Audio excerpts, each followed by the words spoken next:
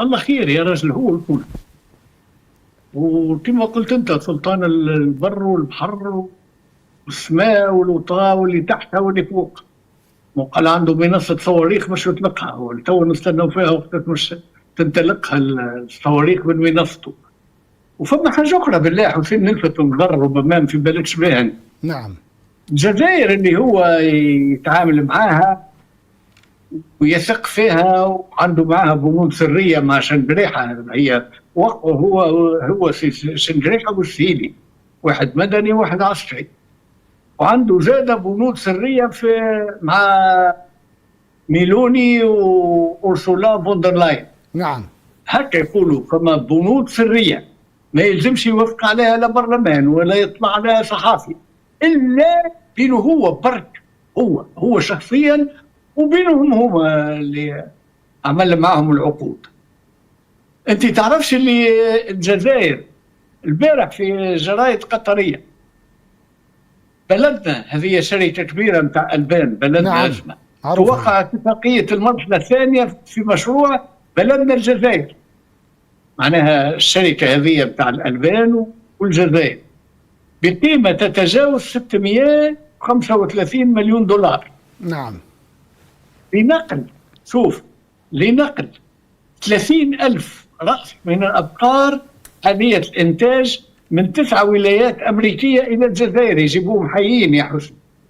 نعم. بارك الله فيهم القطريين اللي يوكلوا الناس في الحم فريشك، أما من أستراليا ولا من الولايات الأمريكية، في خطوة تمثل محطة تنفيذية رئيسية في تطوير أحد أكبر مشاريع الألبان المتكاملة على مستوى العالم. فيرمات يعني، والله فيرمات.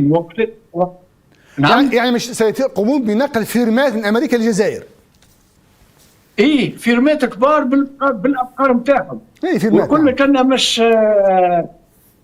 تكفي 270,000 بقرة، هذو مش يسهم في تغطية 50% من احتياجات الجزائر من الألبان ومشتقاتها. أنا يغرطوش بن وحليب وكان جابوه من تونس يعملوا اكتفاء الذاتي، مش واحدين في العلوش. نعم. أيوة، هذا اللي حبيت نقول لك. أنا كي كنت سفير هنا، نعم، فكرت في الموضوع هذا والله يا حسين، وكانوا ناويين يركزوه في الشمال الغربي. نعم. وخلق 15,000 فرصة عمل أيضا للفلاحين.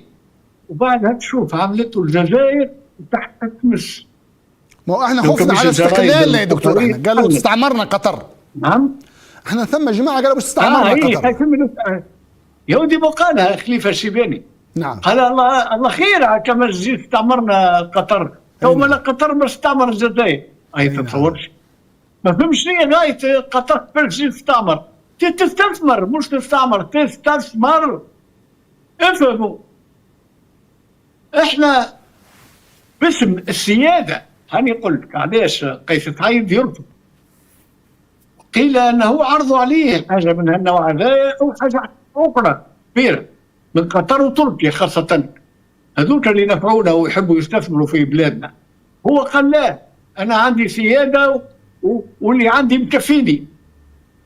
هو طلع يطبق في شروط وتعليمات صندوق النقد الدولي. كيفاش ما نحتاج خبز النخاله شنية، مش خبز الفرينه يولي ب 750 ولا ب 800 الباجات، والناس مش تشريه. قلت اي والله خير من خبز النخاله، الحمد لله ما يتمضغش، وكي يتمضغ ما يتبلعش الخبز هذا. نرجعوا للباجات نتاعنا، انما من 700 الى 800 مليم في بقعه ال 190 او ال 200 العاديه هذيك.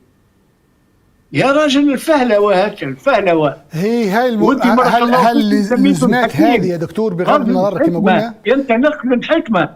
عرفت زاد وقتاش يسيب التلقيح نتاع الكورونا،